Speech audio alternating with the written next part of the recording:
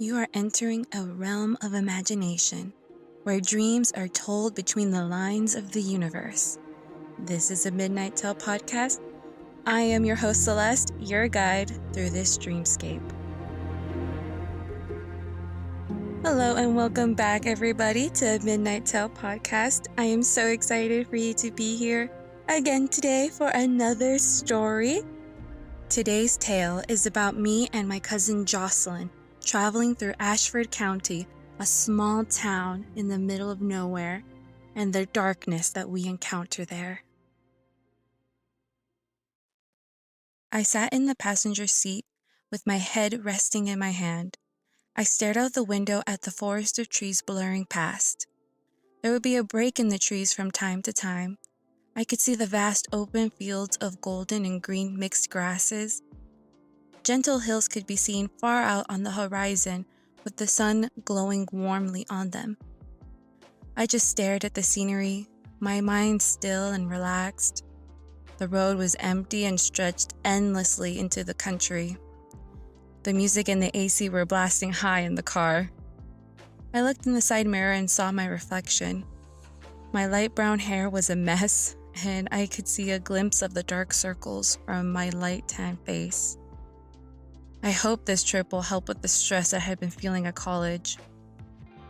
I felt my phone vibrate in my hand and I swiped away a notification.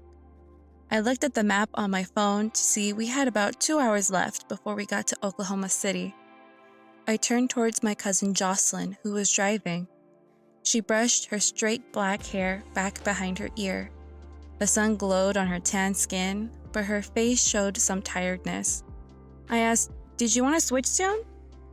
She nodded and said, "Yeah, my foot is getting a little bit achy and I definitely need to pee." I rolled my eyes and laughed. "You just had to go half an hour ago and haven't had any water since then. Where does it come from?" She looked at me with wide eyes and her face contorted in disgust and said, "I didn't actually pee at the last rest stop. I've been trying to erase it from my memory." I asked, "What happened?"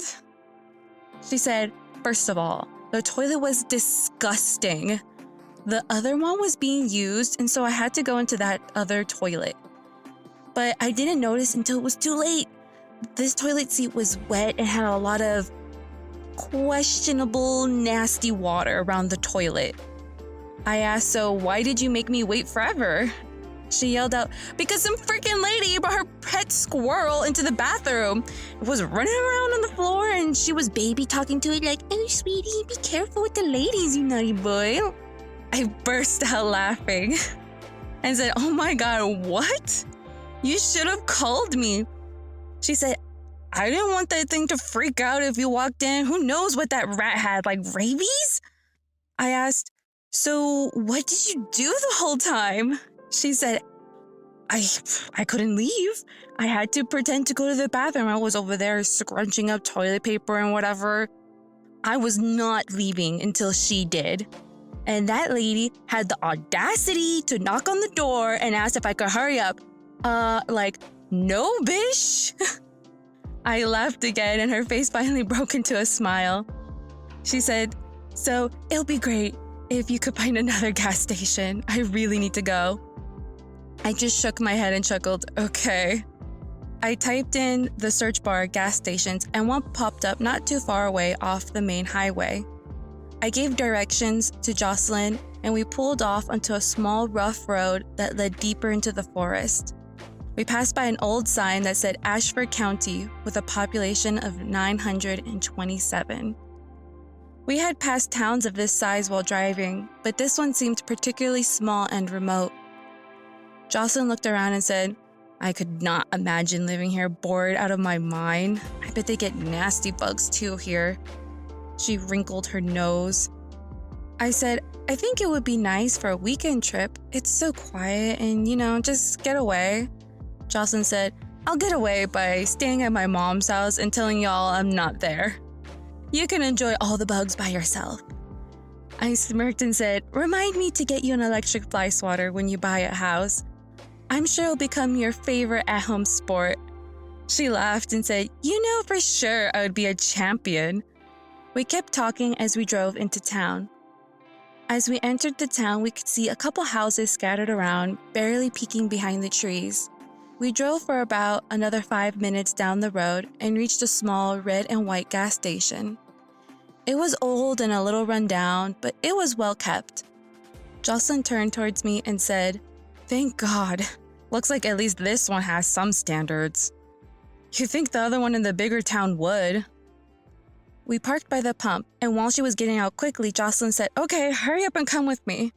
I said, "Jocelyn, there is no one else here. You don't need me to guard you." Jocelyn looked down at me through the open door and said, "You are so cruel. You're gonna let that happen to me again? I need my backup."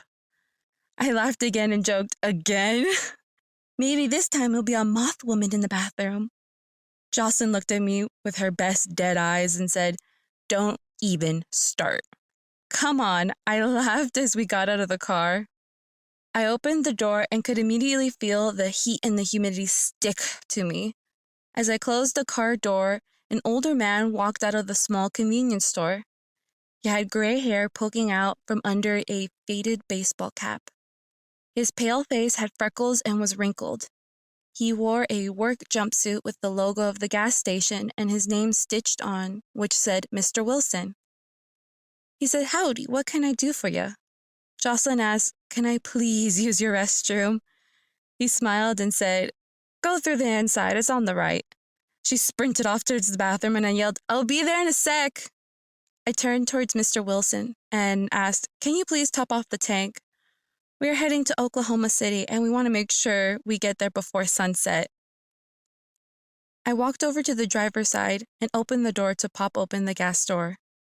He started filling up the gas tank and said, "It's a straight shot from here. I don't think you'll have any problems. What are y'all heading into the city for, Miss? Sorry, I didn't catch your name." I said, "Oh, it's Celeste, and me and my cousin Jocelyn are heading down there to enjoy a change in scenery and just getting away from college stress, hang out." He nodded and asked, "Where are y'all from?" I said, "Oh, the Dallas area." He chuckled and said, "Big city girls." I smiled and said, "No kidding." He looked over his shoulder and nodded towards the little store. He said, "You think your cousin is missing you in there?" I laughed as I started walking towards the store. "Yeah, I probably should check up on her, make sure the bugs haven't gotten to her yet." He nodded and laughed. I headed inside and walked towards the back, passing by a few shelves and a small refrigerated section stocked with basic groceries. I found the bathroom door at the back of the store and tapped lightly on it and asked, "Hey, Jocelyn, are you good?" She responded, "Yeah, this place is much nicer, and I get the whole thing to myself. I wish all bathrooms were like this. I don't want to be with some randoms." I let out a small chuckle, and I heard the door jingle. It was Mr. Wilson entering. He looked at me from over the tops of the shelves and asked, "So sorry, Miss Celeste. Is there enough bathroom tissue in there? I just wanted to double check." I tapped on the door and asked, "Hey, Jocelyn, are you good in there for toilet paper?" She yelled through the door, "Oh, yeah, I'm great. Tell him this is one fine gas station bathroom." I turned towards Mr. Wilson and said, "She's good." Mr. Wilson nodded and said, "Alrighty, good then." I saw him grab a water bottle off the shelf and head back outside. I looked around the store and some of the wallpaper was yellowing. The register was old and yellowed too. The tiles were outdated and so was the refrigerators, but everything was clean and well looked after. Jocelyn got out of the bathroom and we both headed out to the pump. Mr. Wilson was finishing up and closing the gas tank door. We reached the car and he turned around. He said, "Okay then, it'll be $38. I turned towards Jocelyn and I said, "I got the last gas station, so it's your turn." Jocelyn said, "Fine." She got her wallet out of the car and handed 2 20s to Mr. Wilson and said, "Keep the change." He said, "Thank you very much, dear," as we got back into our cars. Mr. Wilson leaned down and said, "It's a shame you all don't want to stay here. This is a great place for some quiet downtime." I said, "That's very kind of you, but me and my cousin are looking for a bit more nightlife of the human variety." Mr. Wilson chuckled and said, "If y'all ever pass by again, stop on in, or if you need any directions, just give me a ring. Our number is on the website." Me and Jocelyn both said thank you and waved goodbye as we pulled out of the gas station. Jocelyn said, "Wow, he was pretty nice. I can get used to service like that." I laughed and said, "Don't kid around. What you really want is a personal butler." Jocelyn said, "Can you blame me if I want the finer things in life?" I said, "Trust me, I wish I had a personal chauffeur to do a task like this." I nodded towards the steering wheel as she tapped on it with her long white nails. We continued to chat while I drove us down the road. After about 20 minutes of driving, the car started to feel a little weird and slow down. I tried to accelerate to see if we could go faster, but it just kept slowing down. I pulled over to the side as quickly as I could and it stalled just a few seconds later. I turned off the car and looked over at Jocelyn. I said, "That's really weird. I have no idea why it stalled. I hope that all the oils are good." Jocelyn looked over at me and groaned. She said, "I told my dad to look at the car before we left. I thought he did." "You knew I don't have a clue." I looked at her with mild disappointment and annoyance. I reached down and popped open the hood. I pulled a spare napkin out of my pocket and checked the oils and coolant. Everything seemed to be filled and fine, nothing out of place. I didn't smell anything burning or anything weird. I heard Jocelyn roll down her window and she asked, "Don't you think you should check the tires?" I rolled my eyes and told her, "Come on now. It was obviously the engine that stalled. If it was the tires, we definitely would have known it was that." I looked over at the engine one more time, but I wasn't an expert at cars. Jocelyn asked a couple minutes later, "So, did you find anything? Did you figure it out?" I looked over to her and said, "I wish. This was the last thing that I wanted to happen, especially out here in the middle of nowhere." Jocelyn said, "Well, we're not too far from the last gas station, so maybe that guy could help us out." I said, "Yeah, we might as well. I definitely have no idea what's going on. And I'm not going to try to restart the car because I don't want to damage it if I don't know what I'm doing." Jocelyn said, "Well, you tried your best, but don't you think you could try it once? Maybe cooling down helped?" I said, "No, I don't think it's a good idea." I closed the hood and she asked again, "Come on, let's try one more time before we call what's his name." I got back into the driver's seat and I rubbed my eyes and I said, "Mr. Wilson?" She said, "Yeah, him. Come on, at least then we'll know for sure if it's broken before we call him." I said, "Okay, fine." I gently tried to turn over the engine, but it refused to start. I shook my head and said, "Well, we better make that call. Hopefully he can get out to us soon. God, this sucks." Jocelyn called up Mr. Wilson and asked him to come down and help us. He said that he would get to us as soon as possible, but he had to close down the shop first and could hopefully be there within the next hour. As soon as Jocelyn hung up the phone, she groaned. She said if this piece of crap hadn't broken down, we would almost be to the city by now. But no, this thing had to be fussy. I told my dad that this car was a bad idea. I asked, "Are you going to tell your dad to help you buy that Lexus you wanted after this?" Jocelyn looked over at me with a sly smile. "Well, after this, he definitely can't deny that it's unreliable, unlike a brand new Lexus." I smiled and said, "You are so devious." She cackled. We both leaned back on our chairs and talked as we waited for Mr. Wilson to arrive, and we watched the sun dip lower and lower into the sky. We tried to stay as cool and still as possible as it was hot outside and the car couldn't run the AC. Thankfully, I had a mini misting bottle fan that helped keep us cool. About an hour passed by and we were both restless, irritated, and hot. Jocelyn complained, "I really hope the repairs don't cost too much, especially since I don't want this car anymore. This is just what I needed, another expense. I'm definitely going to have to pick up overtime." I said, "Try not to worry too much. I'll help pitch in. I mean, I'm also here stuck with you." She hugged me and said thanks. As she leaned back, she said, It's pretty crazy that we haven't seen any other cars pass by. You would think we would see at least one." This has to be the loneliest town ever. I looked down the road, and in the rear-view mirror, it was just endless miles of road. As I looked in the mirror again, I saw a small object moving towards us, and I realized it was a tow truck. I shook Jocelyn's shoulder. I said, "Hey, I think he's finally here." We both got out of the car and waved him down. He pulled up in front of us, the sun reflecting off the faded red paint. He got out, and we both thanked him so much. I said, "I'm so sorry to inconvenience you like this, but we are so grateful that you could come out." Mr. Wilson looked out from under his cap and said, "Anytime." His face looked drawn and tired, and he quickly set to work looking over the car. He tried to start it, but it refused like last time. His mannerisms were more gruff and tense. I chalked it up to the heat, as it didn't seem the store back at the gas station had very good air conditioning, if any at all. He looked over the engine and said, "Seems like you might need some new spark plugs." I said, "Okay, that's not too bad to replace and not too expensive." I looked over at Jocelyn and she looked relieved. I looked back at Mr. Wilson, but he was shaking his head and staring at the ground. He said, "You are right, mostly. But the problem that we're running into is that y'all's model and type of engine you have makes it a bit of an issue to access the spark plugs." I asked, "So how long would it take for you to replace them?" He looked over at the car and sighed, "Probably 3 to 4 hours." Jocelyn said, "What? Really? We need to make that reservation at the hotel by 11 p.m. Is there anything else you could do?" He looked at her, squinting as the evening sun shone in his eyes. He said, "There is no other way. Sorry."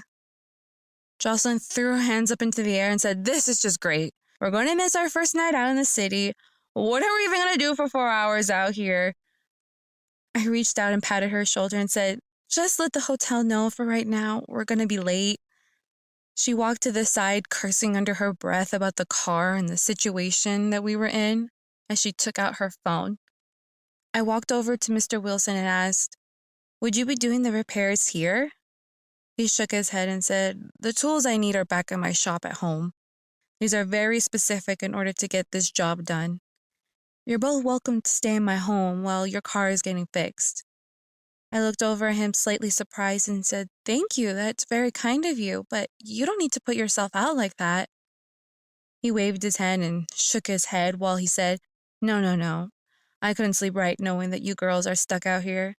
Everybody else would have taken much longer than me to get out here and charged you an arm and a leg." I said, "Thank you, and now that you bring it up, how much is it gonna cost with the tow and everything?" He looked down at the ground again. He said, "I'll give you girls a flat rate of 200. You already have to put up with my wife. She'll insist you stay for dinner." Jocelyn walked back into the conversation. She said, $200 and a dinner? I'm sold." I said, "Well, there you go. And thank you again, Mr. Wilson. I can't tell you how much we appreciate this." Mr. Wilson nodded his head once quick and said, "You girls can wait in the cab while I hook up the car." Me and Jocelyn grabbed our purses out of the car. We got into the cab of the truck, and it smelled slightly dusty and like gasoline. We watched Mr. Wilson as he quickly hooked up the car to the truck. I wondered what happened between the time that we left and when he arrived that put him in such a bad mood. He seemed to not want to be here. I hope it wasn't because of us and we were an inconvenience to him, or he was just trying to be nice but couldn't afford it. I reminded myself to make sure to give him a big tip as soon as the repairs are over. As the car lifted into the air, the chains rattled loudly as the winch whined. Mr. Wilson got into the cab as soon as he was finished. I asked, "How far is your home?" He said, "It's only about 10 minutes from here, not too far at all." We drove down the road and then pulled off to a smaller dirt road that took us a few minutes out into the woods. A pale yellow house emerged from the trees. It was 2 stories tall and had a small porch in the front. It had white shutters and a nicely carved trim. It was an old home with a peaked roof. It looked to be at least 80 years old. Some patchy grass was in the front and along the driveway in front of the house, and there were some flowers and bushes planted by the porch. As we drove closer to the house, a short, older woman came out from inside. She had on a long, light purple dress with a faded yellow apron that had sunflowers. Her hair was cut short and looked like a white cloud around her head. She wore small framed wire glasses in front of her pale face. She stood on the porch and waved as we drove closer. Mr. Wilson parked in front and said, "I'll drop you off here, girls. I'll drive around back to my shop to park the car there." Me and Jocelyn both got out of the car and walked towards the house. The woman at the front of the house called out to us and said, "Hello, girls. Mr. Wilson told me that you would be coming tonight. So sorry to hear about your car trouble. I'm Mrs. Wilson. Please come on in and make yourself at home." Me and Jocelyn briefly glanced at each other, both feeling slightly uncomfortable about entering a stranger's house. Mrs. Wilson was so friendly and inviting. We walked up the creaky steps and entered the house.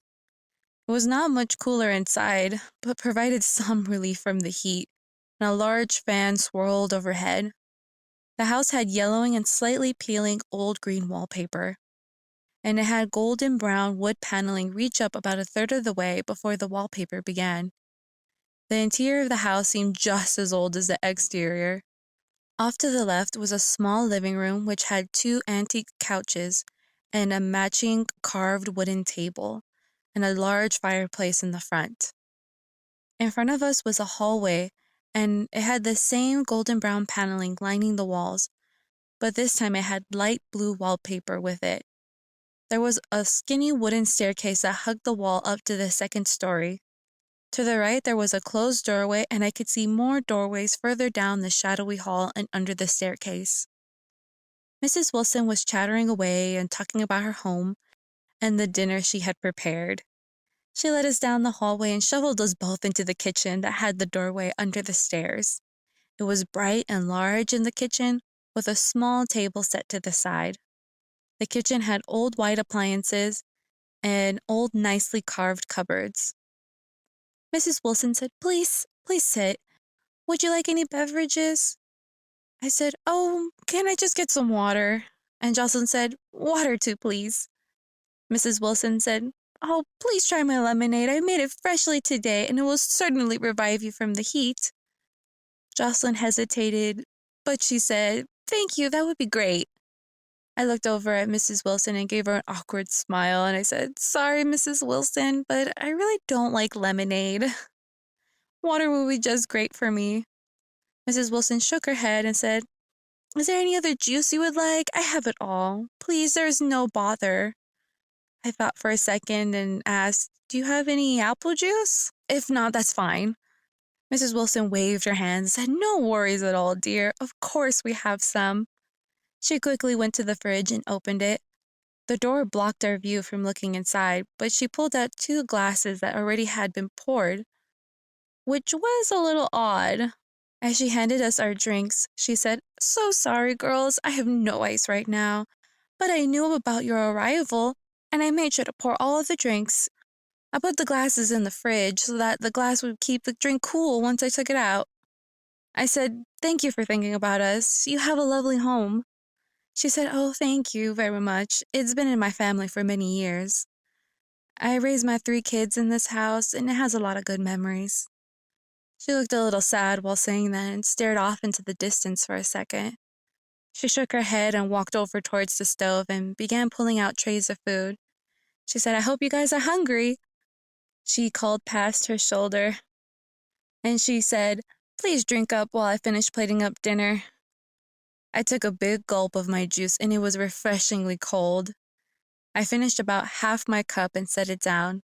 It was tasty and sweet, but it had a bit of an aftertaste. It probably was a brand of juice I wasn't used to. I looked over at Jocelyn, and she had happily finished most of her lemonade. I looked over at Mrs. Wilson, and she was cutting up lasagna, placing them on the plates. She served us small slices of lasagna and quickly gave us another set of drinks, which we both drank happily. We heard the front door open and then bang close. Mr. Wilson came into the kitchen and joined us at the dinner table. We enjoyed the plates of lasagna together, and Mrs. Wilson kept up the conversation for all 3 of us. She told us about some of the town gossip and how the weather had been like. She asked about us and our trip. Me and Jocelyn told her pretty much the same thing that we had told Mr. Wilson. We both interjected into the conversation here and there, but Mr. Wilson was very quiet, and he didn't say anything unless he was asked a direct question. We were finishing up the dinner, and I began to feel very tired. I looked over to Jocelyn, and her eyes were droopy and tired. I finished up my lasagna, and Miss Wilson gathered the dishes. I said, I can help you. But the tiredness began to grow more and more. Mrs. Wilson said, oh, no. You're my guest. Please go to the living room and relax. I'll join you soon. I said, okay. And Jocelyn let out a big yawn. Miss Wilson said, you must be tired from all that driving and waiting in the car. Please go relax on the couches. I don't mind at all. I got up and felt a little wobbly, and I stretched my arms to try to wake up a little. I couldn't believe how tired I was, but the heat probably had taken its toll on us while we had waited in the car. I started walking to the living room, and I heard Jocelyn shuffling behind me. She stumbled and almost fell over. I asked, are you okay? She said, yeah, this is why I need AC.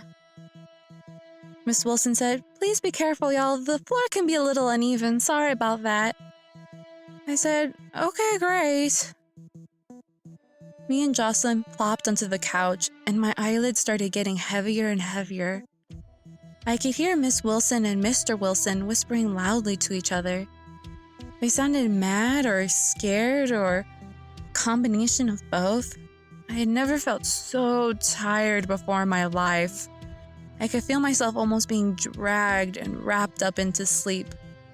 I looked over at Jocelyn, and she had already passed out. But she had her head lying on the wooden armrest, and it looked really uncomfortable. I reached out to her to pull her up and make her more comfortable, but my hands felt so far away from my body, and I couldn't get a good grasp on her arm. I tried to talk to her and say, hey Jocelyn, you good? But it came out soft and slightly slurred. I wanted to be scared, but I was so tired, and I couldn't figure out what was happening. I realized that my body felt so far away, and it was so hard to move. I struggled to stand up, but I fell hard on my hands and knees. I tried crawling on the floor and said, hey. I heard footsteps coming down the hall, and my arms gave out before they got to the living room. I laid on the floor, fighting back the darkness that was behind my eyelids. I looked up to see Mr. and Mrs. Wilson staring down at me. I tried to say help, but all I was doing was clearing my throat and making soft noises. I stood there, not moving at all. Mrs. Wilson looked sad and didn't even look at me. She held Mr. Wilson's arm tightly while he looked stressed out and was chewing his nails. Before I drifted off into the dark, I thought there was no help for me. I woke up startled, and I felt very groggy. It was dark, and I could barely see around me. I lifted my head up slowly and tried to blink away the sleepiness. As my eyes adjusted, I could see that I was on a small bed with 4 skinny posts. It had just a fitted sheet around the mattress. I saw Jocelyn on the other side of the bed, stretched out against the headboard, her head dangling off the side. I reached towards her and shook her shoulder, but she didn't respond. The bed squeaked as I struggled to get up off of it. I looked around the room I was in. I noticed that there was some hay and pine shavings on the floor. The wall next to me had a small barred window with no glass that barely let in any moonlight. The walls were wooden and went up to the ceiling, and there was a wall that had bars that looked out to the rest of the building. I realized I was in a horse stall and most likely a barn. I was getting more scared and just wondering why this was happening. I looked around the stall again and noticed something. One odd thing about the stall, there was a cutout in one of the walls, and on top of it was a metal sliding door that went up and down. There was 2 metal cables that stretched from the top of the metal door and out a hole drilled in the wood over the bars. I couldn't even think about how this information could help me as I was still trying to shake off the sleepiness. I walked back over to Jocelyn and tried to shake her awake again. I called out her name, but she still didn't wake up. I thought back to the dinner and realized she had drank more than I had, so whatever they had used on us had affected her worse. I heard a small shuffling noise from the right wall, with the weird sliding door. Then I heard a voice speak through the wall. It was a man's voice, and he said, "Hey, who's there?" I called out, "Hello?" He responded, "Oh, thank God, somebody else is here. Although I shouldn't say that because that means you're stuck here with me." I said, "Who are you?" I saw a shadowy hand move in the corner of my eye. I walked over and I saw the hand pull back. I stretched my own arm out and felt on the other side, and I realized there was another stall with bars just like this one. It also had a tarp hanging over the top of the bars, and I had to slip my hand under it to feel the bars. My eyes had adjusted to the dark, and I could see that the other side of the barn did not have stalls. There was a large table, and I could faintly see a bunch of tools hanging on the wall. I saw the tow truck and a car sitting hooked up to it still. I heard the voice much closer now, just a couple feet away from me. I heard the man say, "My name is Matt. I've been stuck here for about 2 days." I said, "My name is Celeste, and I'm stuck here with my cousin Jocelyn, and she's still not waking up." Matt said, "They did the same thing to me. They drugged me, and then they brought me here. It might take a little bit of time for your cousin to wake up." I asked, "Do you have any idea about why we're here?" He said, "They're just crazy. They didn't tell me nothing. Just put me in this cage, and they've only brought me some water." "I sure could go for a burger right now," he scoffed. "They've only come in a few times." I asked, "Have you figured a way out yet?" He said, "I tried, but this thing is like a freaking prison. The walls are too sturdy and the bars are too small to get through. Try to kick down the doors and the walls, but they're solid. Think the only way I might be able to get us out is through that metal door. If I can get to the other side, I might be able to help you by working with all three of us. Is there anything on your side to help us out?" As I looked around the room, I felt on the floor and the walls. I said, "The only thing here is a bed and nothing but hay on the floor, but I'll keep searching." He said, "Lucky you, I have nothing but a bucket over here." I walked around the bed to the very corner and I saw a bucket hiding there too. I knocked on it and said, "I guess we have one too." He called out, "Wow, deluxe suite over there." I just shook my head. I reached the window and shook the bars, but they were solidly in place. I looked out into the forest and saw the moon was barely shining through the leaves and probably just above the tree line. I probably hadn't been knocked out for too long. I looked through the trees and noticed some shiny blue and green eyes staring back at me. I blinked and they were gone again. But then they reappeared along with a couple of other eyes. I sent a chill down my spine because it felt like they had been watching me all this time and they knew I was watching them. I felt my skin prickle and the hair stand up on my arms, and I felt cold with a little fear. I couldn't see their bodies, but it was just dark and shrouded in shadows over there in the forest. I thought they had to be some type of animal, but it seemed like they were too tall. I called out to Matt, "Hey, do you see that out there in the forest?" I heard him shuffling in the next stall and I heard him whispering. The eyes blinked out again and more reappeared. His whispering grew louder and I said, "What's going on?" He was quiet for a second and said, "I think they're just coyotes. We have a big problem with them over here." I said, "I guess those are pretty big coyotes." He said, "Don't worry about them. They really aren't our concern right now. Tell me, is there anything else in that room of yours?" I looked out the window and those eyes just felt off. But I didn't want to stare at them anymore. I got down on my hands and knees and felt around on the floor looking for anything. A screwdriver, a rock, a nail, anything. As I crawled around on the floor, I noticed shadows moving across the moonlight. I whirled around and noticed large shadows quickly crossing past the bars. I scooted backwards in fear and I thought it was Mr. Wilson. I blinked my eyes rapidly, trying to figure out if what I had just seen was real. I quickly crawled to the barred door. I reached my arm through the bars and felt around. I felt the sliding handle of the door and the large padlock that was locked around it. I pushed on the door frantically, and I could feel that it swung a little bit on the bottom. I pushed harder towards the bottom, and only my shoulder could barely squeeze through the gap. As I was pushing on the door, I heard more whispering coming from Matt's side of the wall. It was excited whispering coming from him. The other whispers were very quiet and monotone, almost like someone was just breathing out. I didn't trust what was happening anymore, if this was real or if those drugs had messed with something in my head. But also Matt was way too casual for a situation like this. I got up and went over to Jocelyn again. I pulled her up so she laid across the bed comfortably. I sat her up and her head rolled to the side. I held her tight and straightened out her head. I pinched her cheeks and called out her name over and over again, but she still didn't wake up, just moved her head out of my hands. I laid her back down on the bed and frantically thought of a way to wake her up. And then an idea clicked. I knew she hated having her feet touched, and I felt bad for what I was going to do, but I had to wake her up. She was wearing sandals, and I could see her toes clearly. I moved as far away as I could and stretched my arm out to her toes. I then pinched real hard with my nails in between her big toe and her second toe. She started kicking wildly into the air, and I jumped back. I saw her eyes open and her arms started waving around too. I moved towards her head and said, "Jocelyn, come down. It was only me. Jocelyn, it's okay." She looked over at me and pushed herself up. I quickly went and sat down next to her.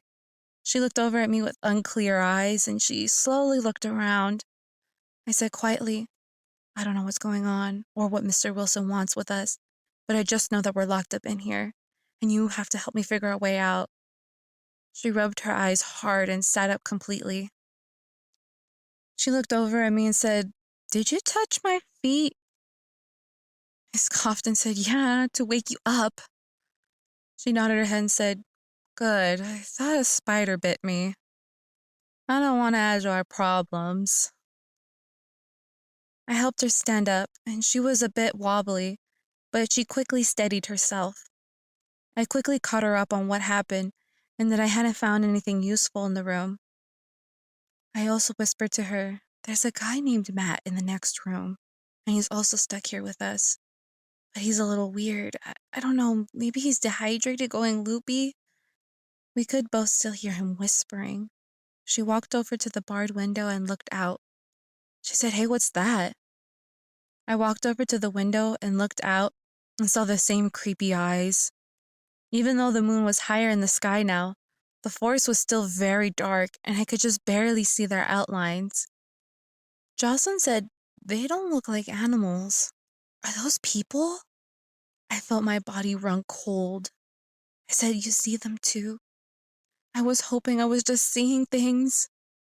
We both slowly backed away from the window, and the eyes were still watching us. Jocelyn started shaking and quickly turned away. She said in a shaky voice, "What are those things?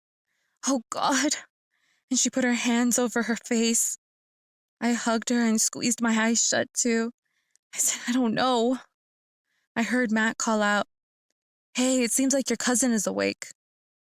I let go of Jocelyn, but held her hand tight, and we walked over towards the middle door. I said, "Yeah, she's all right. Thankfully, she woke up quickly." I heard her mumble under her breath, "Yeah, sure." She said, "Are you doing all right over there?" He said, "They don't give me a lot of water, so I'm dehydrated, you know." We both looked at each other, and Jocelyn gave me a weird look. She said, "Do you have anything on your side that could help us get out? What's it like over there?"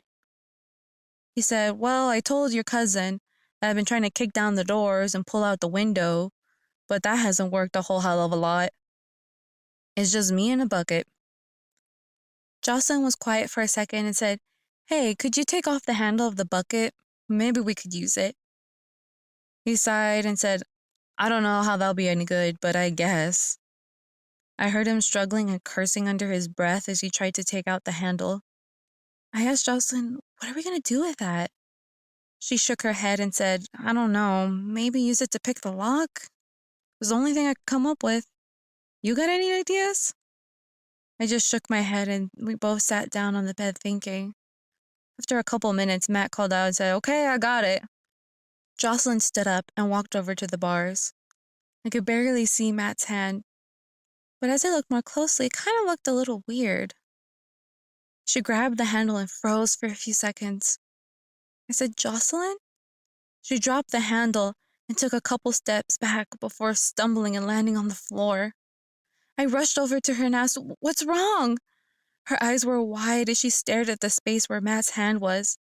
I looked at it and it still looked weirdly dark for the light that was streaming in, but he pulled it back before I could really focus on it. I looked back at Jocelyn and she was still staring at the same spot. I shook her gently and asked, "Tell me what's wrong." She wrapped her arms around herself and closed her eyes tight. She whispered, "It's hopeless, isn't it?" I hugged her as hard as I could, and then I heard the main barn door open and close. I saw a bright light shining through the dark. Footsteps slowly approached. I tried to stand up to look, but Jocelyn held onto me too tightly. A lantern beamed into the stall, and I could see Mr. Wilson was holding it. Also, tucked under his arm was a shotgun. He looked at me with no expression. I was terrified seeing the gun, but I was enraged that he had tricked us. I tried to calm down, to try to talk some sense into him. "What do you want?" Mr. Wilson looked so sad for a moment, and then looked down at the ground. He said nothing. Suddenly, Matt spoke and said, "Hey." This startled Mr. Wilson, and he jumped back. He took several steps backwards and set the lantern on the back of the tow truck. He placed both hands on his gun. Matt said, "Hey, old man, I'm starving. I've been waiting here forever." Mr. Wilson looked towards Matt's stall. I saw fear in his eyes. I was so confused, and I felt Jocelyn wince whenever Matt spoke. Matt called out again, "Come on, old man. I've been as patient as I can be. I'm sure you saw my friends out there as well." Mr. Wilson raised his gun up and said, "I need to hear you promise. All I have is your word." I heard Jocelyn say, "No, no." And she started crying. I asked her again, "What happened?" But she was crying so much she couldn't respond. Matt said, "Well, you're going to have to look at me. It's the only way to make the pact." Mr. Wilson's shoulders started trembling, and he said, "Jesus, no."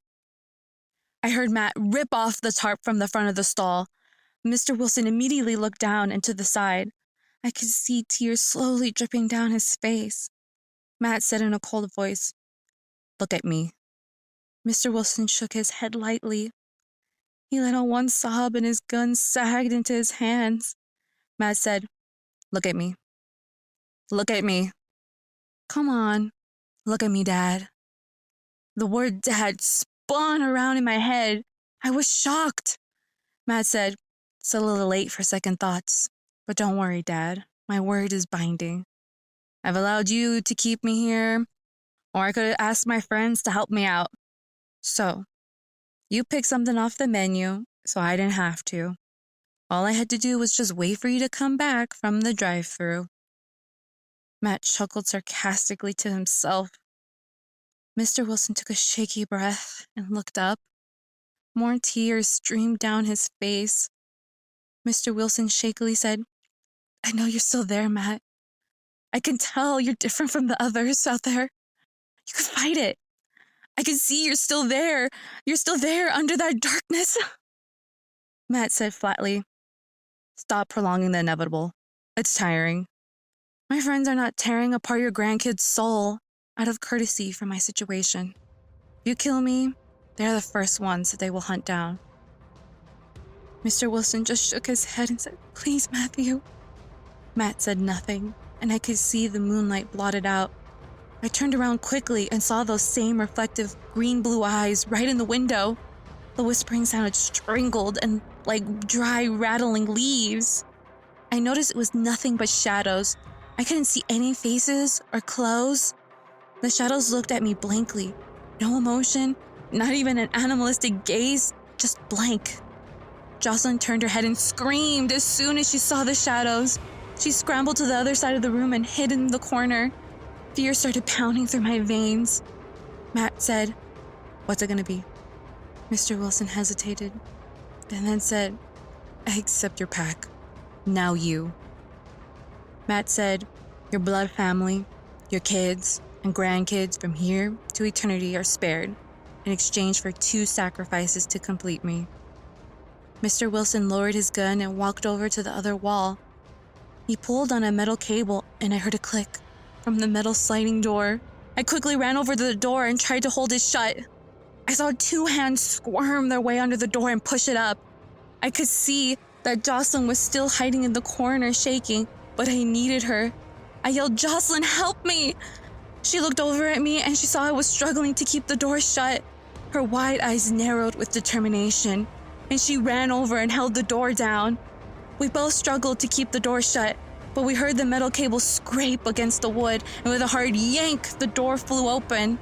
Jocelyn fell backwards and landed flat on her back. I stumbled backwards, with tears in my hands bleeding from the door being ripped out of them. The first thing I saw was the shiny blue-green reflective eyes. I looked hard through the dark fog, and I saw just the shadow of a man looking at me with dead eyes. Matt was completely covered in shadows, and I could barely see his blonde hair and light blue shirt. He screeched horribly like he was dying and then lunged at Jocelyn and grabbed her. He pinned her down onto the floor and she started screaming. She tried to fight him off, but the shadow started to cover her. I raced over and pounded on his back. When I reached through that dark fog, I could feel how cold it was, like ice water. Absolute fear rocked in my head, and it made me want to throw up. And I felt all these negative emotions ready to boil over, but I kept one thing in mind. He still had a body under those shadows. I kicked him and I punched him, and I could see Jocelyn was trapped under a swirling mass of shadows. Matt looked at me and he shoved me as hard with one hand. I stumbled back and bumped into the post of the bed. I had a sudden idea and kicked the post off the bed. It snapped off and the end was jagged and pointed. I charged at Matt and stabbed him in the side with the post. He let out a scream and I frantically kept stabbing him as fast as I could. Jocelyn was able to get a hand free and she started scratching him in the face with her long nails. And she even stabbed him in the eye. I heard Mr. Wilson scream, "No!" Matt started to get up and I swung the post right into his face. He reeled back and the shadows leapt up from Jocelyn and swirled frantically around him. I started beating him in the head and I could hear a crack each time it came down until the post broke across his head. I heard the shotgun cock and I stopped. Mr. Wilson was standing there with the door open with the gun pointed at me. He gestured towards the corner and said, "Drop it and get over there." I dropped the broken post and scrambled over to Jocelyn, who was sitting up and breathing hard. I asked, "Are you okay?" She nodded and held out her hand. Almost all the nails on her right hand were broken off, except the pinky and the thumb. Blood stained the white nails. We quickly got into the far corner and watched as Mr. Wilson crouched down by Matt. He was holding his eye and blood was staining his shirt. The shadows raced around his body furiously. Mr. Wilson kept the gun on us as he knelt down. He was crying and reached out to touch Matt's shoulder. He shuddered as soon as he touched him, I'm sure feeling how cold he was. Mr. Wilson sobbed out, "I would give anything to help you. I don't want you to die, Matt." Matt looked at him with his one good eye. He said, "Would you? Even like this?" Mr. Wilson nodded and said, "I love you, son." Matt looked at him and then smiled and then lunged at him and headbutted him. Mr. Wilson yelled out in pain and dropped the gun. I jumped and pulled Jocelyn up to her feet. As we ran past, Jocelyn pulled my hand for a second and we stopped so she could reach to get the gun. As I looked at Matt, he looked up at me, and I could see his eye had already healed. I saw the other shadow beings phasing through the wall. Me and Jocelyn ran to the tow truck and I checked to see if there were any keys inside. I scrambled looking in all the obvious spots, but there was nothing. I cursed and I heard a loud, sharp boom. and I saw Jocelyn had shot at Matt and the other shadows surrounding him. He was now kneeling over his dad's still body. I ran over to Jocelyn and yanked her towards the door. We ran outside and we saw the back of the Wilsons' house. There was an old station wagon on the side of the house where the kitchen was. As we ran closer to the house, we saw a figure sitting on the bottom steps of the back porch. It was Miss Wilson. I slowed down, but Jocelyn kept running with the gun pointed at Miss Wilson. She yanked me along. I said, "Okay, I'm checking on the station wagon." She said, "No, she could pick you off." We ran up to Mrs. Wilson and Jocelyn demanded the keys from her. I turned around and I saw Matt walking out of the barn. I squeezed Jocelyn's hand hard and she nodded. Mrs. Wilson was holding out the keys. I grabbed them and Jocelyn immediately started backing away. I ran towards the car. As I was running, I heard Miss Wilson say, "I'm so sorry. I'm so sorry to drag y'all into this." Jocelyn yelled, "Be sorry when you die like him." I reached the car and jumped inside. I started it and Jocelyn jumped into the passenger side. I quickly pulled around to the driveway and floored it. I felt the wheels spin and finally grip, shoving us forward. I looked into the rearview mirror and I saw Mrs. Wilson walking towards Matt. She held her arms out to him and he engulfed her in darkness. There was a terrible screech, and then all we heard was the tires grinding into the dirt. We raced down the road, bumping and jerking. Finally, we made it to the main road. As I tried to turn, the wheels slipped in my hands. I looked down and I noticed the steering wheel was covered in blood. I looked over at Jocelyn, and she was staring straight back, holding the gun tightly in her hands. I said, "Jocelyn." She wouldn't look at me, and we rode in silence for a while. I could see lights up ahead of a bigger town and the familiar signs of stores in the distance. I said, "Jocelyn, are you okay?" She looked over at me and her eyes were filled with rage and fear. And as she stared at me, her eyes softened and she said, "Celeste, never take me out to the country again." I smiled lightly and she sat down right next to me as we pulled closer to the bright lights of town.